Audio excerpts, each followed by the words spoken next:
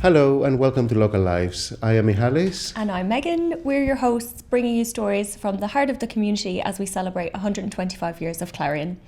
Today we're joined by two guests who help bring communities together. Ella and John, welcome. Thank Good morning. Good morning. Hello. Now, before we get into your experiences, let's warm up with some quick fire questions. So, are you a cat person or a dog person?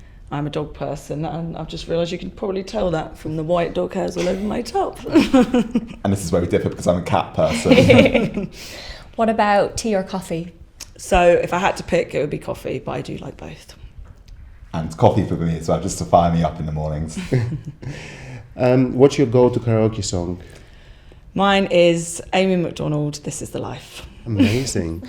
So what does the word community mean to you? I think it's like that sense of belonging and like being a part of something and like familiarity and just everyone around you coming together. I think there's both a physical community and kind of a community that you identify with as well. So you can certainly see two sides to that. But when I think about my community, it's about being knowledgeable about what's going on in my local area, being informed, also to kind of take action and try and kind of improve things in my local area as well. So what would you say it maybe inspired you to work in local communities then? Oh God, it's a bit not random for me, but I went to, so obviously I grew up in Hertfordshire, it was quite middle class, nothing, bad ever happens. It's like on the Facebook pages, if a dog poos in the road, that's like the worst thing that's ever happened. But I went to university, studied criminology, where I learned obviously all about sort of social justice, and that's where I kind of learned and realised how much opportunity affects people, and like obviously learning about people in the justice system and how most of the time they've ended up there through lack of opportunity or a sense of belonging. So I then finished university, was sort of looking for jobs, was working with someone who worked at Clarion, and they saw a job kind of in, not this exact job I'm doing now, but in social value, and said, oh, you should apply for it. So I did, and then I kind of started that, then got this communities officer role, and I think for me, originally it would have been sort of working for people in the justice system coming back out to help give them opportunity, but this is kind of the same thing. So I came into this role in communities. Like I say, I never thought I'd work in housing, but I kind of fell into it and I love it, and it still gives me that same thing of hopefully creating opportunity and improving people's lives, and any job doing that is the kind of job that I wanted to do. So that's how I ended up here. Yeah, and I completely agree with you. It's about opportunity, right? So having grown up in rural West Somerset sounds lovely, but it's actually the least socially mobile place in the UK. People with money come in, that means house prices are quite high, but actually job opportunities in those kinds of areas are actually non-existent unless you kind of worked in hospitality or with older people. So that's kind of, the key motivator, I think, for me. It's all about opportunities. So I went to university and I left and I worked for Crisis the Homelessness charity in policy and campaigns. So we had a campaign called Weapons of Mass Instruction, which is like which is a very like naughty kind of a great campaign name. But it's about setting up Skylight centres, education centres across the UK for homeless people, and then moved into housing subsequently from there in research, policy and strategy. So it's those kinds of areas that kind of really interest me. And I think that Clarion futures because we have a lot of flexibility, don't we? I guess it's a thing to kind of innovate and do our own things. I think it's a really exciting part of the business to work in for that. That you can trial a lot of different things, see what works. Mm-hmm. Is any day the same in your line of work? No, definitely not. Definitely not. You're doing different things, and even geographically, like if you speak to communities officers around, like because the dynamic of places are so different, the kind of projects, the kind of needs, but you could be at different projects every day, or like some days you're behind the desk in the office. Every day is different. That's one thing I love about this job. So I think over the years you must have worked with many people on many different projects. Mm-hmm. Can you think of any particular successes you're particularly proud of? I feel like all the projects are something to be proud of from sort of Clarion's perspective. But one, I think, probably my favourite, is one we deliver in Lewisham called Back to School Cuts. So they provide free haircuts, but the barber and the hairdresser are also mentally health trained. So when the young people are sort of sitting in the chair getting their haircut, the the hairdresser and barber are trying to spark conversation, and sort of this project came from the sort of issue of mental health in young people. So it's providing free haircuts, and obviously cost of living crisis, haircuts can be extremely expensive and something that some children don't have. Also helping with mental health, and it's just a really great project. And like the young people come in, and like I've been there, and they seem so happy, and they're obviously leaving with a fresh haircut. They don't have to worry about going back to school without it. But also some of the parents are so grateful to be able to kind of have their children have these haircuts. So I think that one for me is one that I really love, and we're going to try and expand it across all of Lewisham within the next year. And it also recently won a community award at the G15 Housing Awards, so that was really good. Amazing, congratulations. Thank you. Well, this one's kind of off the back of that for you, John. Was there ever a moment where you felt you really made a difference, either in the local community or maybe with an individual?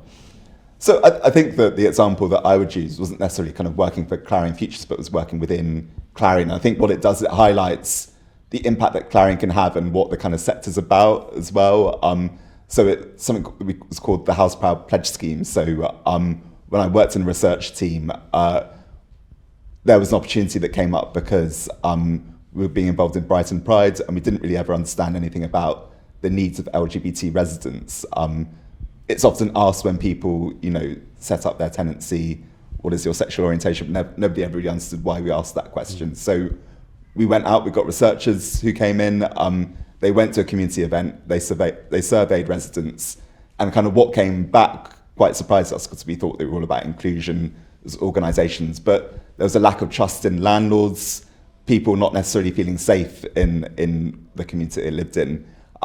So we then, a group of housing associations came together, 7 housing associations funding a piece of work by the University of Surrey, and they actually offered their time for free. So I think this example is all about kind of goodwill in the housing sector and how things actually generate kind of off the back of that. So produced the largest piece of research called No Place Like Home, which looked into the experience of LGBT plus social housing residents.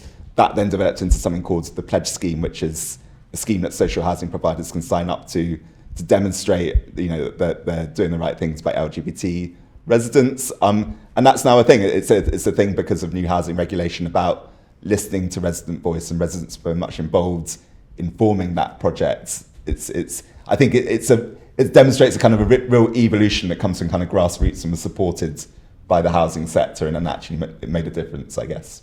Yeah, absolutely.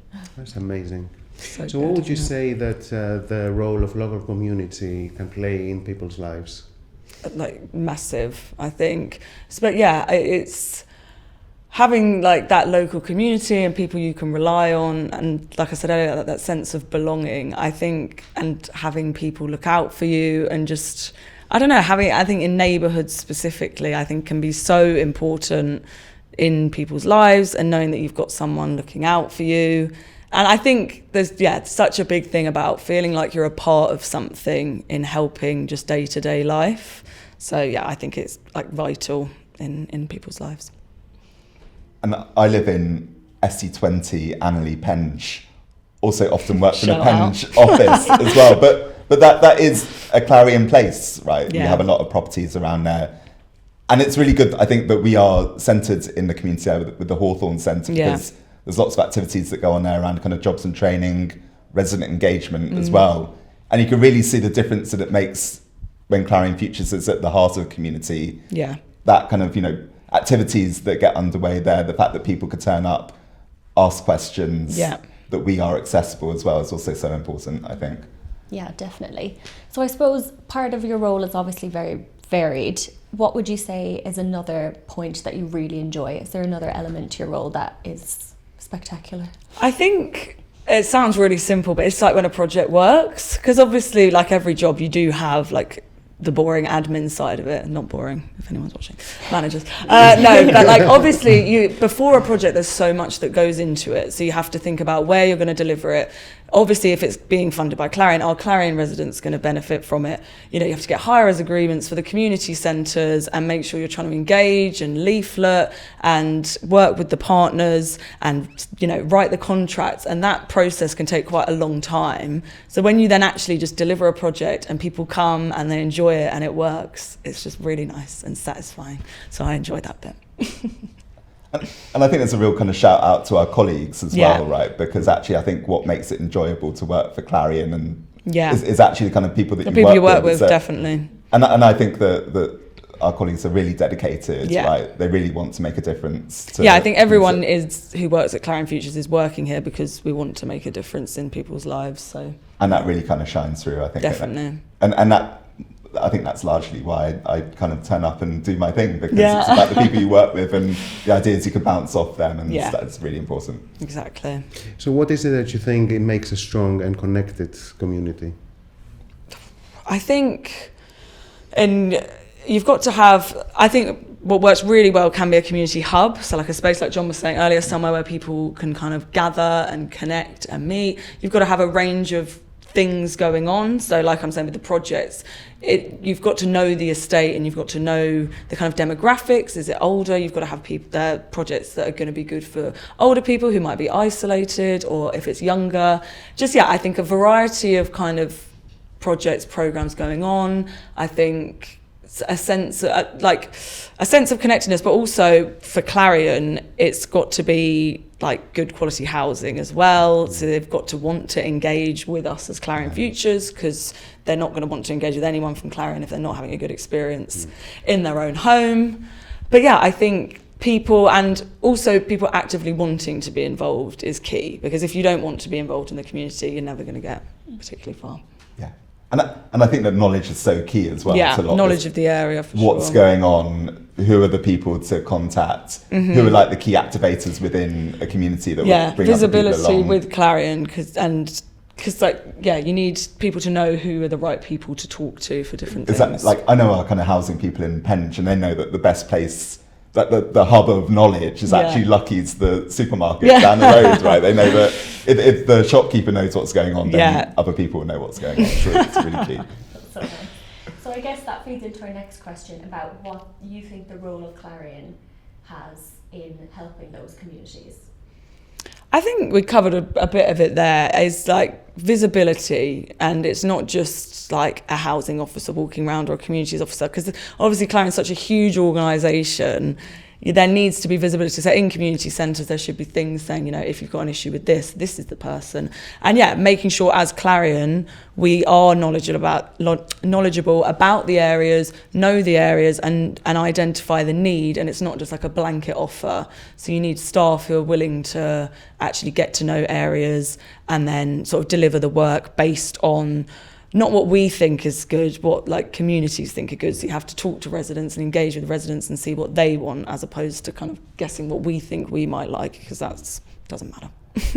and I think we play just such a big role in our residents' lives that maybe sometimes we don't realise that. I think that's probably fair to say, isn't Definitely. it? So, it's not just about that we're their landlords, because we have a high concentration of properties. We're the place as well, right? Because we, as you say, maintain properties. With that visible kind of presence in areas. And it's really important to think that actually, like, do we have more of a presence sometimes in a local authority or something like that, right? In the places that we operate in. So it has to be thinking about things holistically and not just kind of, this is my role, this is what I do. You have to kind of think about the impacts of what you're doing as well. And I guess you'd have to be thinking about the particular needs of the communities you work with. So with that in mind, what are the challenges, would you say, that communities face nowadays? God, so many. Like funding, and obviously, like, as in my team, we have a budget, but obviously all the time there's budget cuts. So it's funding. I also think there is an element of engagement with people, especially it can be difficult as working for people who are their landlord, because like I said before, if they've got issues with housing, they're not going to want to engage with people like myself. So I think there is something around actually engaging local communities and getting people kind of, since COVID especially, like out the house and into the community centres and doing things. So I'd say top two challenges that I would face is actually engaging the communities effectively, and being sometimes working for Clarion, because they'll see us as, my shower's leaking. I don't want to come to yoga. I want my shower to stop leaking. So And I think we have to think about the challenges that our residents face specifically. So things around kind of cost of living. And it's that thing that people lead busy lives as well, and like, trying to balance so many different things in life. And so when we're providing services, we really have to think about how can we provide services in a way that's tailored to our residents' needs and helps them to kind of balance things in their life. It would be terrible if we were kind of a barrier to them just being able to get on with their day-to-day lives. So that's so important, I think, and then something we need to take to heart. Mm-hmm. And if you had to describe then the Clarion Futures work in 3 words to sum it up, what 3 words would you use? Amazing. I'd say impactful, for one. Go on, John. Oh. I'd say activator is a good one as well, because we help to initiate things. And then what could be a third one? That's hard. It is 3 tough, words. so, yeah. Impactful, activator, and I think holistic as well, because holistic. we do try and push those buttons that will make the biggest difference to people's lives, right? Yeah. Money, jobs. Like if you get the groundwork for those things right, you can try and set somebody up in life, right? So that's really key, I think. So what are your hopes and aspirations for the future? Oh God, just thriving communities, I think, and to have people, our residents who live in our houses, I think what's the motto? It's like transforming lives and communities. So it can be, like John was saying, because we've got the different things. I like the kind of snowball effect. Once a person engages with Clarion Futures, maybe just to do a project, they can then sort of further that by then engaging with the jobs and training team. So I think dreams and aspirations, or hopes and aspirations, is everyone, so all Clarion residents knowing about Clarion Futures and what we do and helping as many residents as we can.